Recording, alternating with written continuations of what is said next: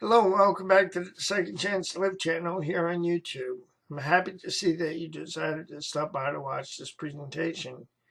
In today's video presentation, I'm going to be sharing an article that I wrote. I create video presentations of my articles to share the information within the articles with individuals who learn through watching and listening, as we all learn in different ways.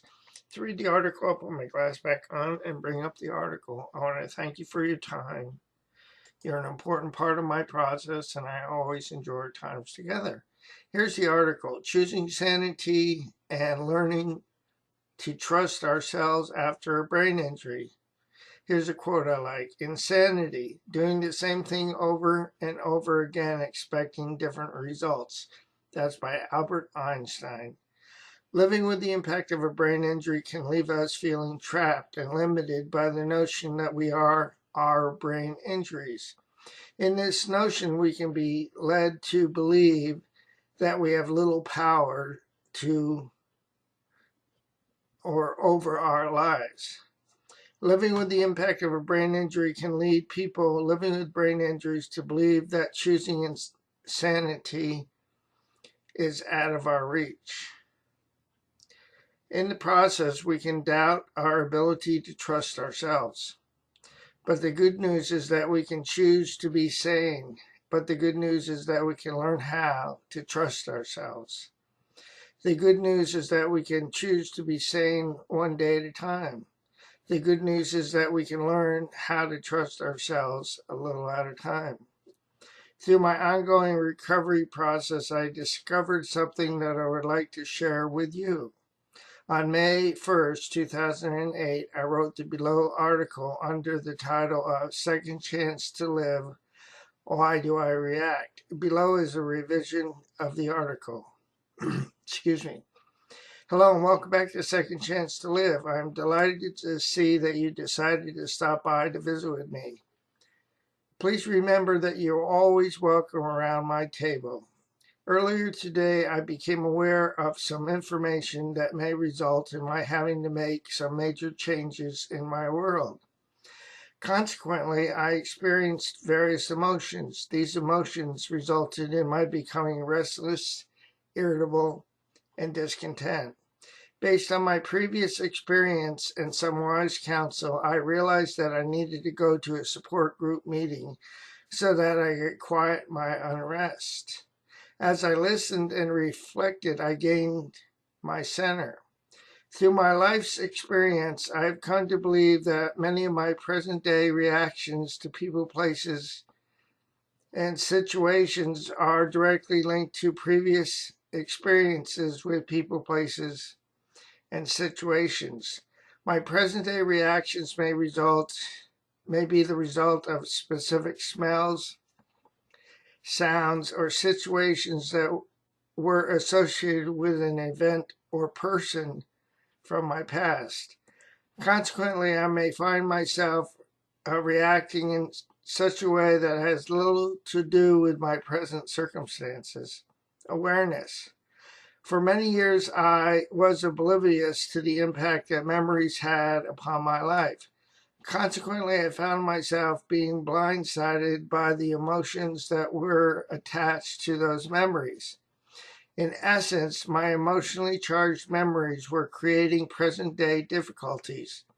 For sake of a better word, I will call these emotional charged memories triggers.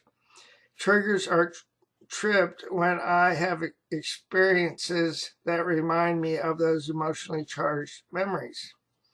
I found that my triggers interfere with my present day living because my reactions were in response to emotionally charged memories. Through my process, I have grown in my awareness. I have found that triggers bring about specific responses, almost in a knee-jerk fashion. Triggers open the door to unconscious messages that catalyze my reactions. These reactions are emotionally charged and susceptible to a lack of rational thinking. Again, these reactions are emotionally charged and susceptible to a lack of rational thinking. In my experience, I have found a common link between my emotionally charged memories and my present day reactions, my resentments. The common thread that links me to my emotionally charged memories and my present day reactions are resentments. A practical solution. As I have grown in my awareness, I have come to realize that in order to be free from the pain of my resentments, I need to be rigorously honest with myself. Through my experience, I have employed strategies that have worked for many people who have come before me. Thank God that I was led to these practical solutions that could relieve me from the burden of my resentments. Practically speaking, I found that I needed to make a list of persons or people that I have held resentments towards throughout my life. In my process, I started examining family history, my work history, my academic pursuits, my relationships, and my involvement with various churches. Here's another quote that I like. If nothing changes, nothing changes.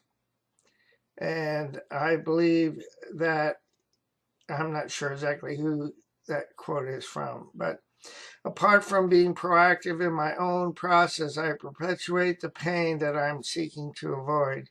Again, it's pretty profound. Apart from being proactive in my own process by doing the work, I perpetuate the pain that I'm seeking to avoid.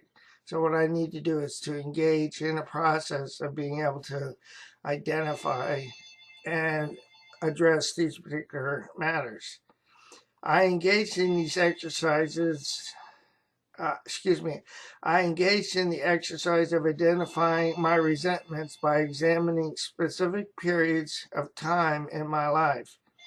I engaged in the process of dividing time periods of my life into manageable segments from ages 0 to 6, 6 to 12, 12 to 18, 18 to 24, 24 to 30, 30 to 40, and 40 to present. The exercise of listing the people that I held resentment towards, including myself, was not done to blame or point the finger in anyone's direction, or for purposes of berating myself. The purpose of examining my resentments was to look for patterns. Through becoming aware of patterns and how I related to my environment or environments, I was able to understand why I reacted to various people, places, and things during those periods of time in my life. Freedom. As I examined why I reacted to those individuals, places, and institutions, I was able to own my own resentments, to work through my resentments, stop blaming other people and myself. As I was able to own my resentments, I was able to make amends to both other people and myself. What I discovered, as I'm able to identify and find freedom from my resentments, I choose sanity. As I am able to examine, identify, and find freedom from my irritability, restlessness, and discontent, I choose to trust myself. As I am able to examine, identify, and find freedom from my resentments, my relationships improve. As I am able to identify, examine, and find freedom from my resentments, I find freedom.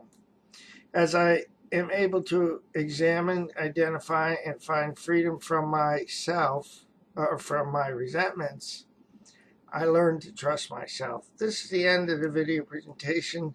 Sorry for the phone ringing in the background. Before I go, let me encourage you with this, as I need to encourage myself.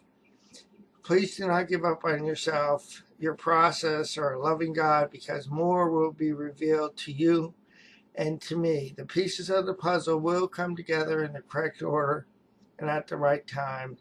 The pieces of the puzzle will come together. So be encouraged, my friend. More will be revealed. I'll say so long for now. Have a great day. God bless both you and your family. So long now.